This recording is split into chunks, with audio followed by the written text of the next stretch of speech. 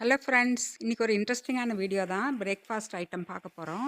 பாருங்கள், ஒரு வீட்டில் இருக்கிற அரிசி மாவில் ஒரு 4 கரண்டி எடுத்து அதோட நான் ஒரு 2 தக்காளி பழம், அதில் தக்காளி பழத்தில் கொஞ்சமாக உப்பு, ஒரு அரை டீஸ்பூன் சீரகம், ஒரு 2 சிகப்பு மிளகாய், அதையெல்லாம் மிக்சியில் போட்டு நல்லா நைஸாக பேஸ்ட் மாதிரி அரைச்சி அந்த அரிசி மாவோட கலந்துக்கிட்டேங்க.